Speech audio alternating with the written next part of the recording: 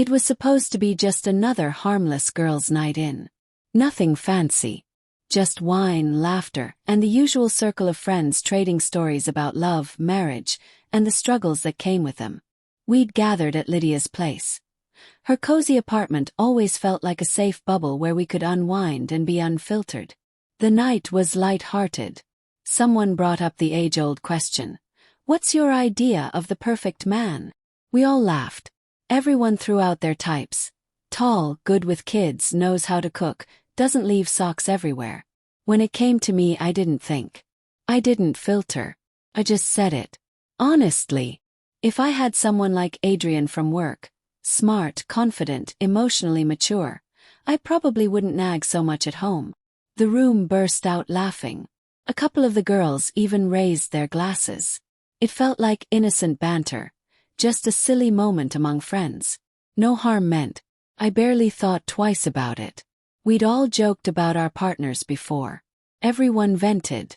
I assumed it would stay between us. But it didn't.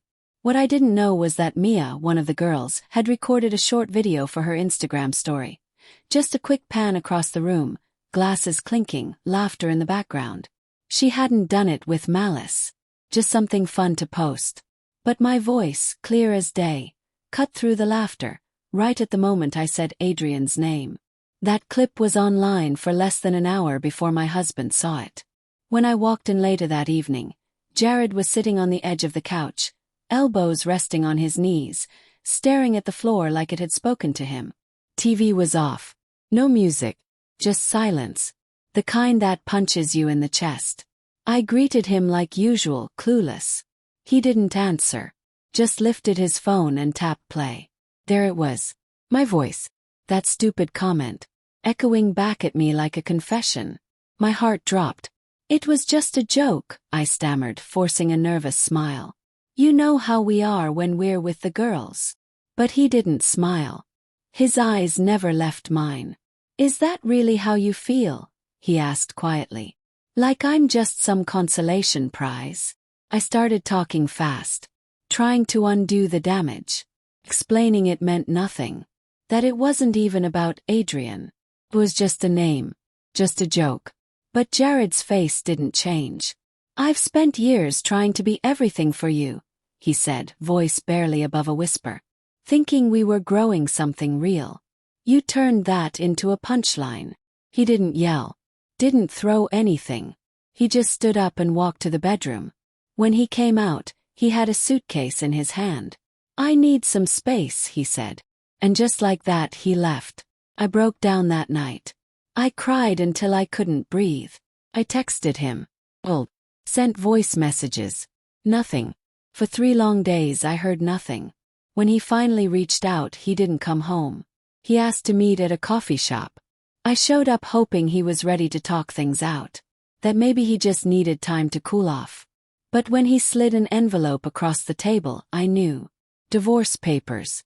My voice cracked as I asked, "You're really ending our marriage over a dumb joke?" He looked up, calm but wounded. "It wasn't the joke," he said. "It was the truth hiding behind it. I just didn't want to see it before." Begged. Asked for therapy. I promised I'd change. But his mind was made up. You see, Jared had always been the quiet, reliable one. He wasn't flashy. He didn't say much. But he showed up. For everything. He was the man who stayed up with me when I had migraines. Who packed my lunch when I forgot. Who knew how I liked my coffee and always filled up my gas tank when he borrowed the car. I didn't realize it at the time, but I had slowly chipped away at him for years. A jab here, a comparison there. Little things. Nothing explosive. Just enough to bruise. And that night. That careless remark. It was the final crack in a foundation already struggling to hold up. He didn't come back for his things. His brother did. He unfollowed me on every platform. Changed his number. Moved to a new place. He erased himself so cleanly. It was like we'd never been anything. When friends asked what happened, I mumbled something about a misunderstanding. But I knew better. I had burned down a good man with one careless spark. Weeks later, I bumped into Adrian at work. He smiled, asked how I was. I managed a polite nod, but I wanted to disappear. I didn't even like him that way. Never had. It had never been about him. It had been about me. My insecurities, my thoughtlessness. And that idiotic joke cost me everything. Months passed. I watched Jared from afar through mutual friends' stories. He looked lighter, happier. He'd started cycling, joined some book club, even started dating again. That's when it hit me. I was the weight he shed. One night, unable to carry it anymore, I wrote him a long email. I poured out everything, my guilt, my regret, my thanks. I told him I never meant to diminish him. That I was sorry for every time I made him feel small. He never replied. That silence was the loudest answer I've ever received. It's been over a year now. I'm still single. Still healing. Still waking up some mornings replaying that moment in my head, wishing I could hit rewind. But I can't. And in that silence, I learned the hardest lesson of my life. Never make jokes that devalue someone who's been nothing but good to you. Because sometimes, it's not cheating or abuse or betrayal that ends a relationship. Sometimes, it's one careless moment that tells the other person exactly how little you see them. And once they believe you, they never come back.